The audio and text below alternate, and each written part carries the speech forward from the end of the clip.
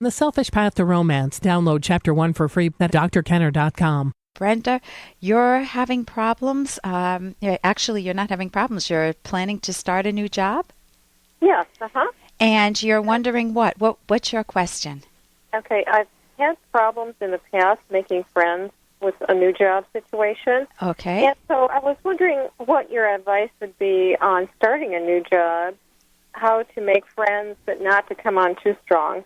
Okay, when you say come on too strong, let's tailor it to you. What are you aware of? How would you come on too strong if I were your coworker? Actually, I feel like maybe I'm a little bit too friendly, helpful to be in the job situation in the beginning, and I feel like maybe I try too hard. Okay. And I come across as desperate. Does that sound? Oh, that would be the case. I mean, that makes sense. That too friendly sometimes is too eager. You're too eager to make friends and to have it a done deal. You want that handshake, that smile, that joyousness in the morning. And if you try to force a friendship, if you come in, let's say that you came in and I'm your new coworker, and you bring me a cake that you made. I'm obviously overly exaggerating. And then you notice that I have a lot of work on my desk and you offer to do half of it for me. You'll stay late to do it. Mm-hmm. What image of yourself do you have in order to be staying late to finish my work and baking me a cake? What is our relationship? Is it a relationship of equals? You mean in a situation like that, if I were to do something? If you were, to do too much, too friendly. Yes, exactly. You're treating yourself as what, Brenda? An equal, or are you my servant? Well, I'm coming across as a servant. So you belittle yourself. Go ahead. No, I just feel like there would be cake baking and there would be cookie bringing and but I tend to be a little reclusive on my job because I feel like when I start a job that I need to pay attention and to take in as much as I can, and sometimes I become reclusive in that matter. So, and then to make up for it, I would go ahead and bake cookies and take on more work than what I really should be taking on. So I've seen that happen in the past with me. So I'm wondering, just to do it differently, what would you suggest? You've already suggested it for yourself. Once you raise your own awareness of what your pattern is, it's easier to say, well, what would be an alternative? And you can draw on your own personal experience, Brenda. Think of a job. How old are you right now? Ballpark? Too old. Too old, okay. I'm 53. Okay, you're in your 50s. Well, I'm there too. I'm actually older than you. So in the 50s, and if you're in your 50s, then you've had a wealth of experience on jobs, right? So you just say, when did it go well?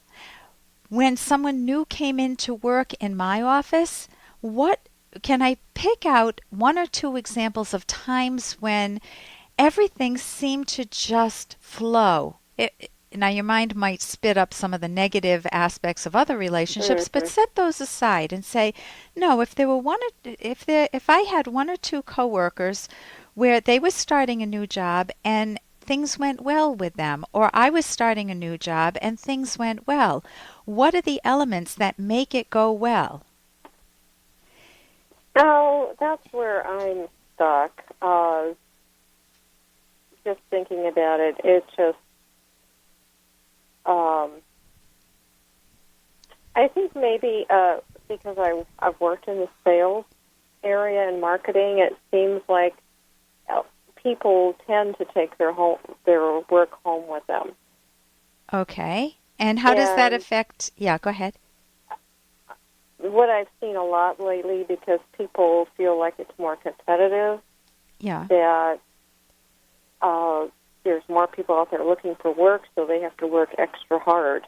And people have taken cuts in pay, sometimes several, Right. just to hold their So you're job. saying you've got a new job and it's in marketing, and you're coming in and you're going to be working with coworkers who may see you as both a potential friend and a potential threat, because if they need to cut the workforce and you're a better worker, then they may be the one that's let go. They may be the dead wood. Right. And so when I begin a new job like this, I feel like, I need to make friends, but yet it's very competitive, and, everybody seems to be looking over their shoulders right now, wondering if they're going to lose their job. Okay, then what I would recommend is, Hey, I got to interrupt this because we've got to pay some bills. 30 seconds, that's it. A very quick ad, and then Ellen will be back. Do you ever feel overlooked in your romantic relationships? Well, when it comes to love, sometimes it's good to be selfish. Find out why in the provocative book, The Selfish Path to Romance. Being selfish means valuing yourself, so your partner will value you. Discover the secrets to keeping yourself front and center in your relationship and building a romance that will last. Find The Selfish Path to Romance by Drs. Ellen Kenner and Edwin Locke on Amazon or at selfishromance.com. That's The Selfish Path to Romance on Amazon or selfishromance.com. Everybody seems to be looking over their shoulders right now, wondering if they're going to lose their job. okay, then what I would recommend is ask yourself, what is my priority? To really do well in my job or to make friends? Well, to really do well in my job, but also from personal experience, Yeah. I know that, if somebody's not liked in an environment like a work situation, it's not a good thing. It's not a good thing. So, but what I'm No. saying is sometimes you want to make sure that if I'm starting a new job, I definitely want to try to seam, the SEAM, like a seamstress. I want to seam relationships nicely. I want to enjoy the people. I want to first, as if I'm going to the theater, figure out who the cast of characters are. And I don't mean that in a derogatory sense, more as a metaphor. Who are the people that I feel at home with? Who are the people who seem to be rabble-rousers? Who are the people who just can't be reached? So you want to get a feel for people, and you can do that just by talking with them and listening more. You want to give yourself permission to listen more. Okay. And draw them out. They'll talk about their families. And if they don't want to, don't push it. And if they don't want to talk about their families, then don't pour it on about your family, because you want to match where they're going with you. You want it to be a nice dance and not where you're too friendly and sounding desperate, not doing too much. And if they bake cookies, then you can bake cookies the next day. That's fine. But don't catch yourself getting into that old pattern, and give yourself an alternative of respecting boundaries, including your own. And what you want to do is just see who the people are that you want to connect with, and then just go out for coffee with them or do something that's small, so you get to a feel for each other, and turn to them for advice, because people like giving advice. If they don't, then drop them. I mean, no, don't drop them as a friend, but don't push it. You don't force a mind. That's the key. So listen, thank you so much for your call, and I wish you the best on your new job. Thank you so much for your time. Okay, Brenda. And here's a little more from Dr. Kenner. May I ask, have you been in contact with your mother recently? Why? Well, I haven't talked to my mother in quite a while. Oh, I'm sorry, I did not mean to pry. And that's from Chocolat, a fabulous, fabulous movie. And when you've had emotional cutoffs in your family, whether it's with a child, you just don't talk anymore, or whether it's with maybe an in-law. I never speak to my mother-in-law anymore. We had one argument, it's over, I don't want to hear from her ever again. Sometimes it's a done deal. You really have done the thinking, you've put out your effort to try to connect, and it doesn't work. And you just have said, I recognize the fact in reality that I cannot reach this person, and or I no longer want to speak to this person.